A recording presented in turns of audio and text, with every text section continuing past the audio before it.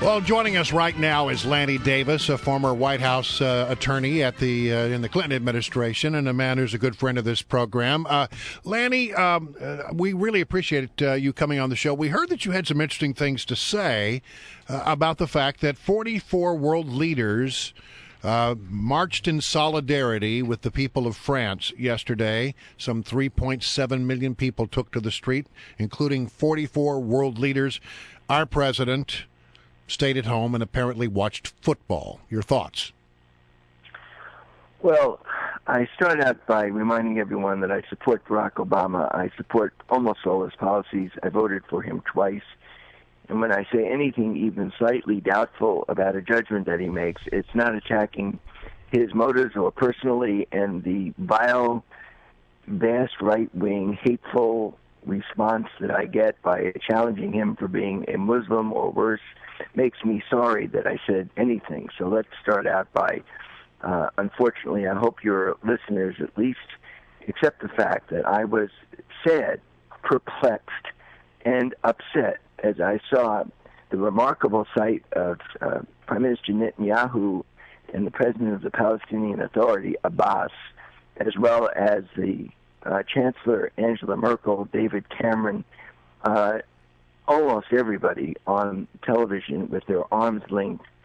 And I remembered when 9/11 occurred, Le Monde had a headline, "We are all Americans." Yes. And we should have been there. Now, whether the president has a good reason because of national security and the difficulty of protecting him on short notice doesn't explain. There was simply silence.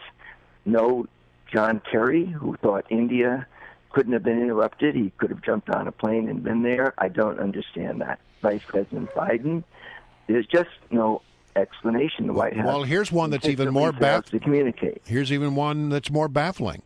The Attorney General of the United States was in Paris and chose not to march, apparently. You know, I have always disclosed my friendship and high regard for Eric Holder, and I simply do not understand that decision. I believe it wouldn't have been his alone. That's just my hope.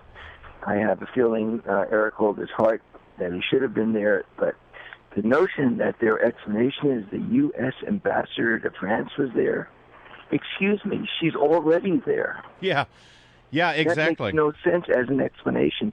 So I think the White House, in all of the years of Barack Obama, I have said they don't communicate well.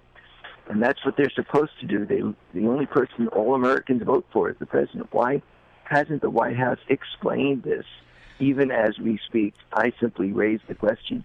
I don't understand. I accept a good faith judgment that I believe was a mistake, and I'm very sad about it.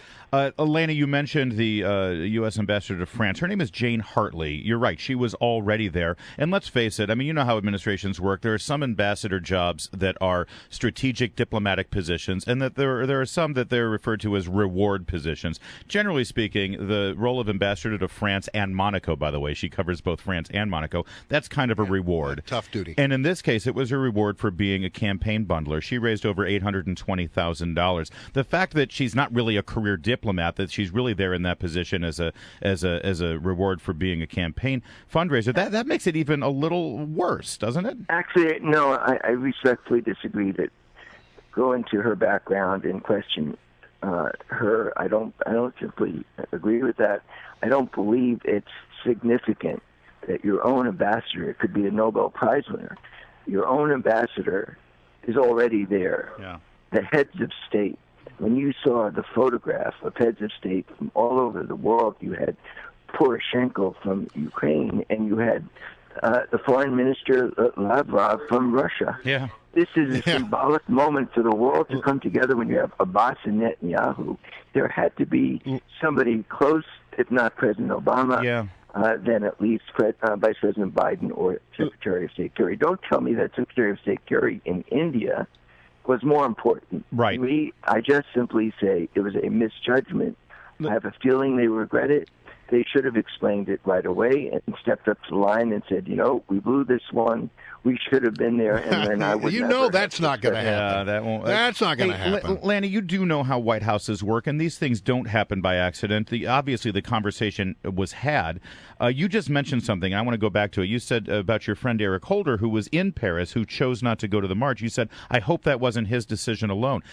Is it possible that somebody in the White House said, Eric Holder, we don't want you there, don't be there on behalf of the U.S.?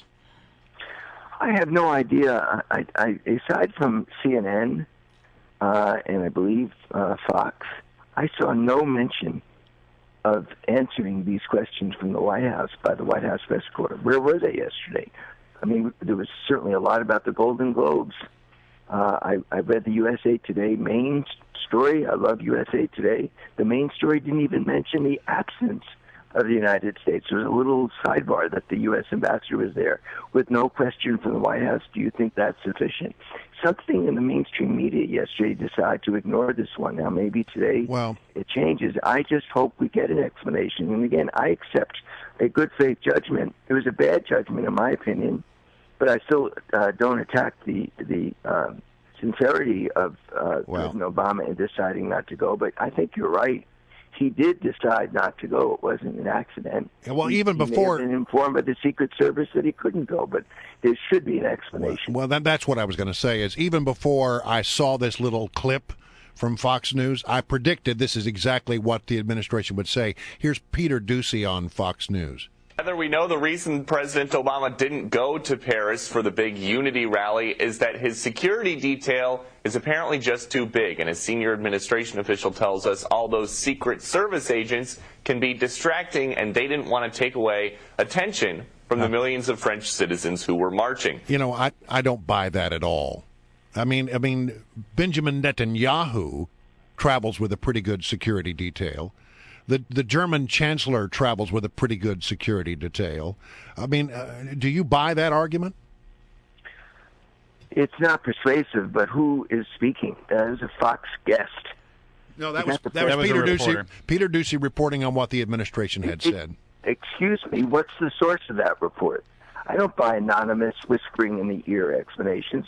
Where was the president's press secretary yesterday? Oh, you're right. No one was speaking on the record. You're right. No one was speaking on the record. This is important for the world to know why we, the president, the administration decided. Not whispering in a reporter's You're right. ear. You're right, Lanny. I agree. Right. By the way, don't tell me I didn't do you any favors. I'm going to throw a softball at you. What would President Hillary Clinton have done this weekend? Would she have been there? I don't know. The fact I saw some people criticizing her for not speaking out, or any other presidential candidate. There is a difference between not being a candidate and thinking about being a candidate, or being a candidate and being the president of the United States representing our country. So come on. The answer is she has a big heart, as long as I've known her, and I don't know what she would have done or said. I can hope. If she was president, you don't think she feels the way I do, but I can't. All right, it's not fair, by the way, to extrapolate from me to her. We're friends. I don't speak for her. Have not talked to her. I know. I just ask you to speculate as someone who knows her well. All right. Well, Lanny, thank you so much. Yes. Always a pleasure. Good to have you, sir.